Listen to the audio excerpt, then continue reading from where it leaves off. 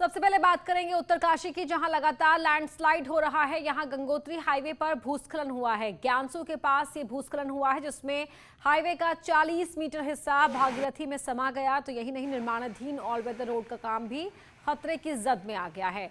असल में बड़ेथी चुंगी के पास निर्माणाधीन ओपन टनल के निचले हिस्से में ये भारी भूस्खलन हुआ है। लैंडस्लाइड के बाद गंगोत्री हाईवे पर ट्रैफिक को रोक दिया गया है। वैकल्पिक रोड मनेरा बाईपास से ट्रैफिक को भेजा जा रहा है। इलाके में बारिश के बाद लगातार लैंडस्लाइड हो रहा है। आप भी देख सकते हैं कैसे पहाड़ का ये हिस्सा नदी में समा गया है। 2018 के बाद 2020 तक इस पहाड़ी के पास ट्रीटमेंट में 40 करोड़ रुपए खर्च हो चुके हैं, लेकिन हालात कैसे हैं आप देख सकते हैं। वहीं बीजेपी नेताओं का आरोप है कि ऑल वेदर रोड में कंपनियां और ठेकेदार बेहद घटिया दर्जे का काम कर रही हैं और पीएम के ड्रीम प्रोजेक्ट को पलीता लगाया जा रहा है। जो ठेकेदार हैं और जो कंपनी है, इनकी मिली भगत से जो प्रधानमंत्री श्री नरेंद्र मोदी जी हैं, उनके जो ड्रीम प्रोजेक्ट है ऑल ओवर द रोड, उसको पलीता लग रहा है। यहाँ इसमें जो गुणवत्ता है, बहुत निम्न तरह की गुणवत्ता है, गुणवत्ता का ख्याल नहीं रखा जा रहा है।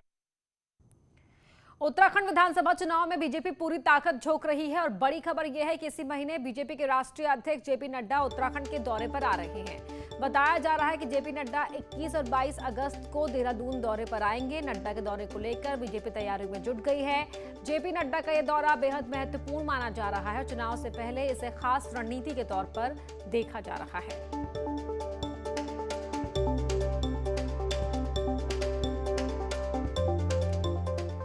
कांग्रेस का 3 दिन का विचार मंथन आज से ऋषिकेश में शुरू हो गया है। करीब 4.5 साल बाद यानी 1507 दिन में कांग्रेस की ये सबसे पहली बड़ी बैठक है और कांग्रेस के 3 बड़े नेताओं को उम्मीद है कि इस बैठक के अच्छे परिणाम आएंगे।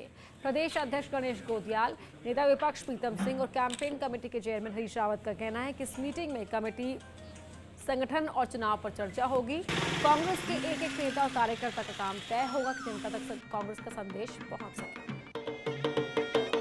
उत्तराखंड के लोग जो आज कांग्रेस की ओर आशा भरी निगाहों से देख रहे हैं, तो हमारा दायित्व बनता है, कर्तव्य बनता है कि हम इस सूबे को जो है भ्रष्टाचार रहित और पारदर्शी सरकार देने का काम करें। 2 हिस्सों में रोड मैप तैयार करें, एक पहले 3-4 महीने का और एक उसके बाद के इलेक्शन तक का जो है। और विभिन्न कमेटियां जो बनी हैं, उन्होंने बिंदु बना ली हैं अपने, उनको कोर कमेटी एक अंतिम स्वरूप देगी। 2022 के चुनाव में ब्राह्मण सबसे बड़े किंगमेकर के तौर पर दिख रहे हैं। यूपी में जहां एसपी बीएसपी ब्राह्मणों को साधने में जुटे हैं, तो वहीं उत्तराखंड में देवस्थानम बोर्ड के बहाने कांग्रेस नाराज ब्राह्मणों को साथ जोड़ने के लिए उनका आशीर्वाद भी लेना चाहती है और उनसे माफी भी मांगना चाहती है।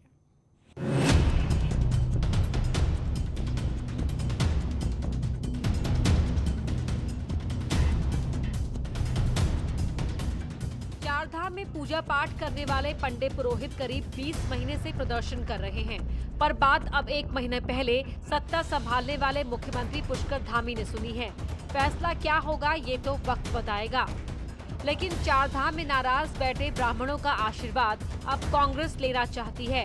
गढ़वाल में कांग्रेस के कार्यकारी अध्यक्ष रंजीत रावत का कहना है कि वो खुद चारधाम में जाएंगे, क्योंकि पुरोहितों के आशीर्वाद के बिना आगे नहीं बढ़ा जा सकता। निश्चित रूप से मैं जाऊंगा, मैं तीर्थ पुरोहितों से मिलूंगा और उनसे माफी भी मांगूंगा कि हमारी कमियों की वजह से हम सरकार से हटे और ऐसे लोग सरकार में आ गए जिनकी वजह से आपको कष्ट हुआ है। आप हमको आशीर्वाद दो, हम आपके मान सम्मान की फिर से बहाली करेंगे, ये विश्वास दिलाएंगे। कांग्रेस गढ़वाल से ब्राह्मण अध्यक्ष बनाकर पहला दांव चल चुकी है और कांग्रेस को लगता है कि उनका ये फैसला रणनीतिक और जातिगत फैक्टर पर सही साबित होगा। ऐसे में कांग्रेस पुरोहितों के साथ दिखकर ब्राह्मण वोटर्स में बड़ा मैसेज देना चाहती है। लोगों के साथ अन्याय हो रहा है और हर उस कानून को, जो कानून लोगों पर अन्याय थोपता हो, हम उसका विरोध करते हैं। देवस्थानम बोर्ड का कानून भी इसी तरह का एक कानून है और इसीलिए हम इस कानून का विरोध कर रहे हैं कि जो प्रभावित पक्ष है, उस प्रभावित पक्ष की सरकार आवाज नहीं सुन। कांग्रेस के नए प्रदेश अध्यक्ष पहले खुद बद्री केदार मंदिर समिति के अध्यक्ष रह चुके हैं। ऐसे में पंडित पुरोहितों की बात समझना और उन्हें साथ लेने का काम कांग्रेस को आसान लगता है और इसीलिए देवस्थानम बोर्ड को ब्राह्मणों की नाराजगी से जोड़कर कांग्रेस सबको साथ लेकर आगे बढ़ने का संदेश देना चाहती है। न्यूज 18 के लिए देहरादून से दीपांकर भट्ट की रिपोर्ट। हल्द्वानी में बीजेपी के अंदर बवाल देखने को मिल रहा है। आज बीजेपी के उत्तरी मंडल के मंडल अध्यक्ष समेत कई पदाधिकारियों ने अपने पद से इस्तीफा दे दिया और इसके बाद प्रेस कॉन्फ्रेंस भी कर डाली। पदाधिकारियों का आरोप है कि नैनीताल के जिलाध्यक्ष समेत उनकी पूरी टीम मंडल टीम के कामों में ज्यादा दखल दे रही है, इसलिए उन्होंने इस्तीफा देने का फैसला लिया है। हालांकि बीजेपी के जिला अध्यक्ष का साफ कहना है कि जो लोग पार्टी के निर्देशों के मुताबिक काम नहीं कर पा रहे हैं वो इस तरीके के आरोप लगा रहे हैं।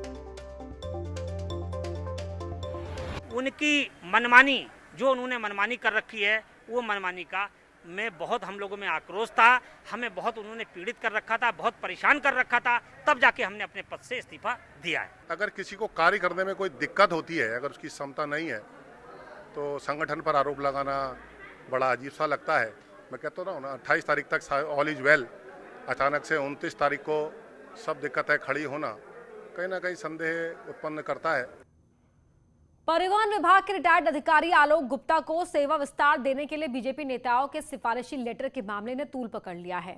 आलोक गुप्ता वही अफसर हैं जिनके घर में मई 2019 में डकैती पड़ी थी और डकैत अलमारी और बेड के नीचे रखे 1 करोड़ 31 लाख रुपए लूट ले गए थे, लेकिन आलोक गुप्ता ने इसकी किसी को कानो कान खबर तक नहीं लगने दी। सितंबर 2019 में एक दूसरी डकैती में पकड़े जाने पर अपराधियों ने खुद इसका खुलासा किया था। आलोक गुप्ता इसी 31 जुलाई को रिटायर हो चुके हैं, लेकिन इससे पहले आलोक गुप्ता को ईमानदार और काबिल ऑफिसर बताते हुए बीजेपी प्रदेश अध्यक्ष मदन कौशिक और कैबिनेट मंत्री गणेश जोशी ने सीएम को पत्र लिखकर 1 साल का सेवा विस्तार देने की मांग की थी, जिसके बाद मामले ने तूल पकड़ लिया है।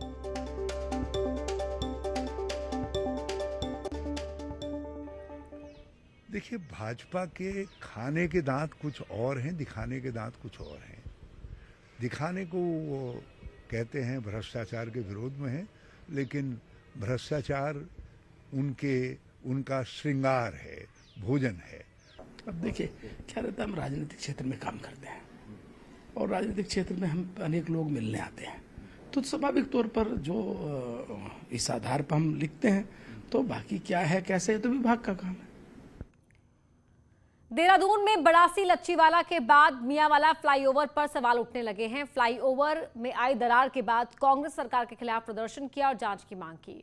प्रदेश कांग्रेस के अध्यक्ष गणेश गोदियाल ने बताया कि टेंडर प्रोसेस ऑफिसर और विभागीय मंत्री की जांच होनी चाहिए और जांच के बाद जो भी दोषी मिले उनके खिलाफ कार्रवाई की जाए।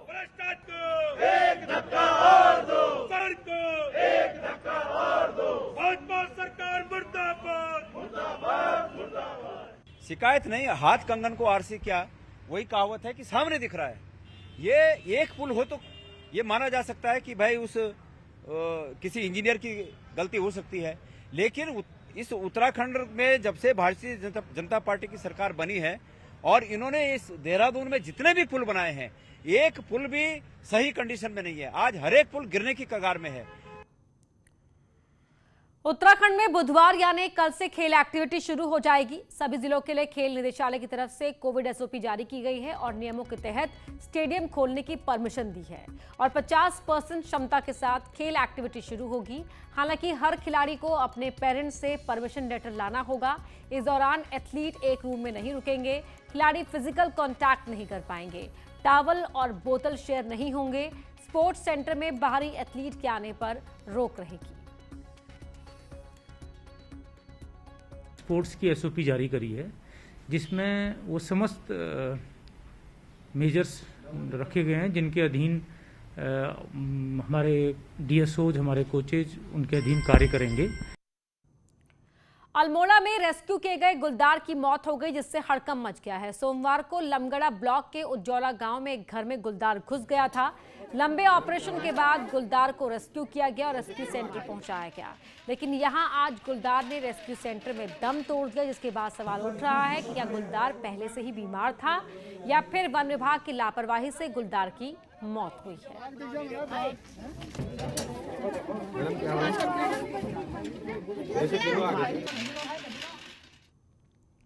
अल्मोड़ा के आसपास इन दिनों गुलदार का आतंक है, तो वहीं कोसी के पास एक मकान में लगे सीसीटीवी में गुलदार की तस्वीर कैद हुई है। गुलदार शाम ढलते ही घरों तक पहुंच जा रहा है, जिससे लोगों में दहशत का माहौल है। इससे पहले लक्ष्मेश्वर के पास पिंजरा लगाकर गुलदार का रेस्क्यू किया गया था। वहीं अब लोगों ने यहां भी पिंजरा लगाकर गुलदार को पकड़ने की मांग की है।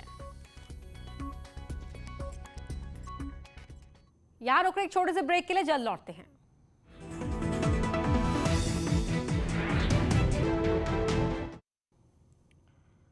4 जुलाई को शपथ लेने वाले मुख्यमंत्री पुष्कर धामी का 1 महीने का कार्यकाल पूरा हो चुका है। इस 1 महीने में पुष्कर धामी ने विवादों से दूर रहकर मसलों को सुलझाने की कोशिश की है और ये बता दिया कि सरकार जनता के लिए सरकार नहीं बल्कि साझेदार है।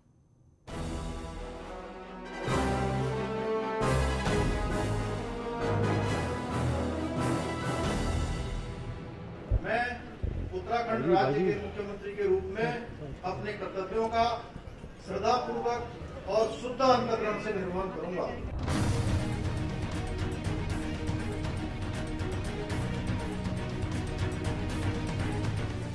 पैंतालीस साल के पुष्कर धामी ने जब 4 जुलाई को मुख्यमंत्री की कुर्सी संभाली तो उससे पहले ना वो राज्य मंत्री रहे और ना कैबिनेट मंत्री, लेकिन मुख्यमंत्री की कुर्सी पर पुष्कर धामी का कार्यकाल एक सदे हुए नेता का दिखा। पुष्कर धामी अपने 1 महीने के कार्यकाल में उलझे मसलों को सुलझाते दिखे। देवस्थानम बोर्ड पर मुख्यमंत्री ने हाई पावर कमेटी बनाने की घोषणा की तो हरिद्वार कोरोना का केंद्र न बने कांवड़ यात्रा को कैंसिल कर दिया। पुलिस के ग्रेड पे से लेकर सफाई और बिजली कर्मचारियों के मसले को सुलझाने का भरोसा दिया तो सैलरी के लिए परेशान रोडवेज कर्मचारियों को सैलरी भी दी। साल 2017 में 57 विधायकों के प्रचंड बहुमत के साथ सरकार बनाने के बाद बीजेपी ने 2 मुख्यमंत्री बदल डाले और तीसरे मुख्यमंत्री के रूप में युवा पुष्कर धामी को कमान सौंप दी। राष्ट्रीय नेतृत्व ने चुनावी साल में अनुभव के बजाय युवा चेहरे को तवज्जो दी और इस 1 महीने में राष्ट्रीय नेतृत्व की अपेक्षाओं पर पुष्कर धामी काफी कुछ खरा उतरने में सफल भी दिखाई दिए। यहाँ पर हमने पहले दिन से ये प्रयास किया है कि जो हमारे सरकारी नौकरियां जो खाली हैं, जो पद रिक्त हैं, उनमें हम भर्ती की प्रक्रिया बहुत तेज कर रहे हैं। इसके साथ साथ जो हमारा सरकारी नौकरियां तो हैं ही, जो 24,600 के करीब जो है आंकड़ों में निकला है कि इतनी भर्तियां भी खाली हैं। इसके साथ साथ हमने कहा है कि हम स्वरोजगार का, चूंकि सरकारी नौकरियां सीमित होती हैं, वो हजारों में ही दे सकते हैं, लेकिन स्वरोजगार के माध्यम से हम लाखों लोगों को रोजगार देने का काम करेंगे, उसकी भी हम योजना बना रहे हैं। मुख्यमंत्री ने मसले सुलझाए तो कोविड की मार से परेशान लोगों को राहत देने की भी कोशिश की। 4 धाम और पर्यटन कारोबार से जुड़े लोगों को 200 करोड़ तो हेल्थ वर्कर्स से लेकर आशा वर्कर्स के लिए 200 करोड़ का पैकेज दिया। ट्रेनी डॉक्टर्स का स्टाइपेड 7,500 से बढ़ाकर 17,000 किया। गेस्ट टीचर्स को अब हर महीने 25,000 रुपए देने की घोषणा की। पुष्कर धामी का कहना है कि उनसे पहले 2 मुख्यमंत्रियों के द्वारा की गई घोषणाओं में से 85% घोषणाएं पूरी हो चुकी हैं और प्रधानमंत्री नरेंद्र मोदी के विजन वाले हर प्रोजेक्ट पर तेजी से काम चल रहा है। अब मुझसे पत्रकार लोग पूछते हैं कई बार कि आपके पास समय कम है, चुनौतियां बहुत हैं। तो एक बार तो मैंने कहा भैया, हमारे प्रधानमंत्री जी कहते हैं चुनौतियों को ही अवसर में बदलना है, चुनौतियों से ही लोहा लेना है। समय एक दिन का भी बहुत होता है। मैं कोई दिन नहीं गिन रहा हूं कि कितने दिन बचे हैं, कितने दिन बचे हैं। जितने दिन भी हैं उतने दिनों में हम अच्छे से अच्छा काम करेंगे। मुख्यमंत्री ने मुद्दे और मसले सुने तो मुख्यमंत्री महालक्ष्मी योजना, मुख्यमंत्री वात्सल्य योजना की शुरुआत की और जनता को ये भरोसा दिया कि हर मौके पर सरकार जनता की साझेदार बनकर खड़ी है। मुख्यमंत्री पुष्कर सिंह धामी ने पिछले 1 महीने में जिस स्टाइल से काम किया, उससे मुख्यमंत्री एक तरफ जहां खुद बेहद सधे हुए दिखे, वहीं विपक्ष को भी कोई सवाल उठाने का मौका नहीं मिला।